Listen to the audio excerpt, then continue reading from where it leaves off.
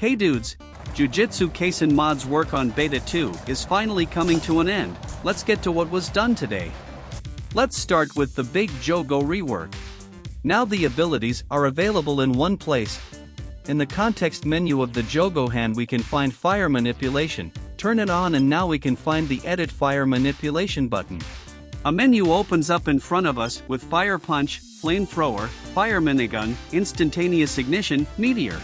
The first one we already remember, it's an old ability. On impact it creates a large amount of fire and demolishes everything in front of Jugo. No! No! Stand proud, Sukuna. You are strong. Ah! Flamethrower ability got new functions. Selecting it and going back to the fire manipulation menu we have two settings. Let's go to the first setting, change temperature multiplier. We can set the flame temperature multiplier, for example with a value of 1 doll burns with a temperature of about 100 degrees, now set 100 and now heating about 3000 degrees. The second setting is range multiplier. Based on the name it is responsible for the range and size of the fire. The default setting is 5. This is what a normal flame looks like. Let's set it to 50.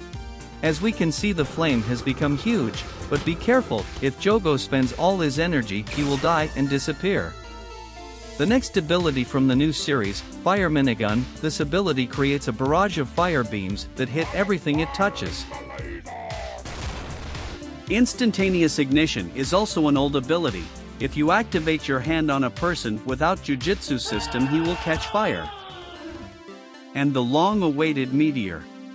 Jugo can create a huge meteor and launch it towards your hand. You can adjust the size. The longer you keep his hand activated the bigger the meteor will be. Meteorite is a very powerful weapon that Jugo can use. The meteorite can also be used to shoot small balls or to build up a huge meteorite that will grow until Jugo runs out of energy. Now I am become death, the destroyer of worlds.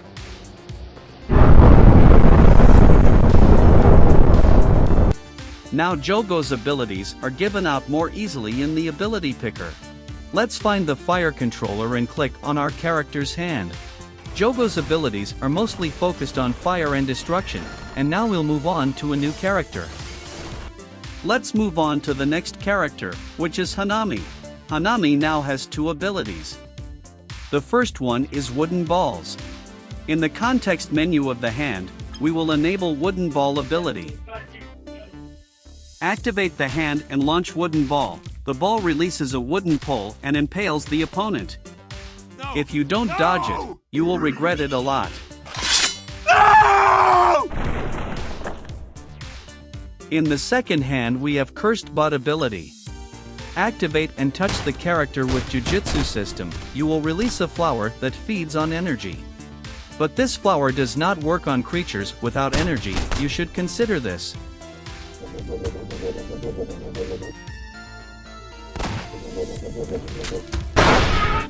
The next character is Choso. In the context menu of the hands we can find blood manipulation.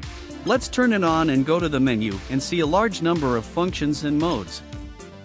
The first thing we have is create blood. This function will create blood for energy and you can quickly and easily collect it. Create blood knife will create a knife from blood using energy. By activating the knife you will burst it.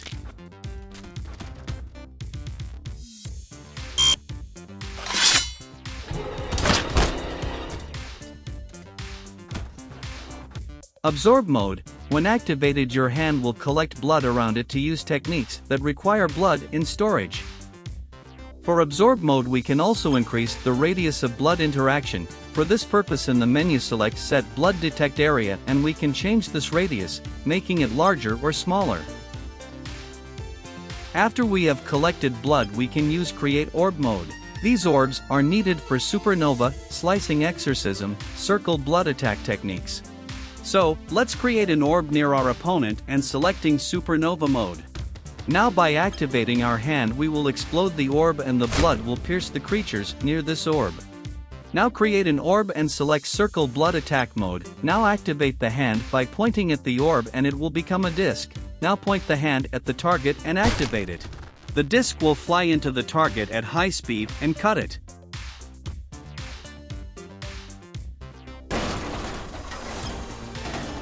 We can also create several orbs at the same time, and in the menu find set orbs to use amount. Here we can specify the number of orbs that we can use at the same time when creating spinning discs or creating supernova.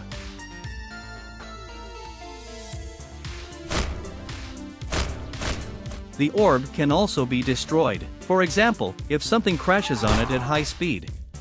The main thing is that you have enough energy and blood to perform the technique. The blood indicator is directly above Choso's head. Almost all magic with blood requires blood in reserve, and Choso must have blood in reserve to use his magic.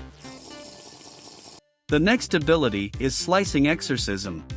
Also create blood orbs and activate this ability. Point your hand at the target and activate, and the orbs instantly start firing blood at the target. Piercing blood works much like Slicing Exorcism, but does not require the creation of orbs. We just hold down the hand activation and destroy everything in sight. In general, all of Choso's magic is built on blood, which he needs to ingest and then use in his spells against other creatures. So those were all 3 characters we reviewed today, and now let's move on from characters to other things. And the last thing I wanted to show you today is Kenjaku. This is the brain. To transplant it into someone you have to kill a character that is weaker in energy than Kenjaku. This is fine. I'm okay with the events that are unfolding currently. Now let's touch the head of the corpse and it will open like a Minecraft chest. Now after it is fully opened, we touch the head again and Kenjaku will be placed in the head, and in the context menu we can open and close it. But Kenjaku cannot be transplanted into the brain of some creatures that just disappear after death, for example Jugo.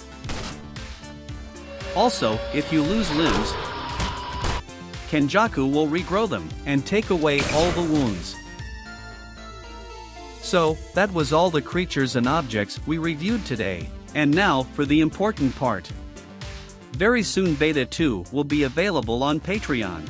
Thanks for watching. Don't forget to be active, because the last video got very few views, so let's fix that. And I've got to run.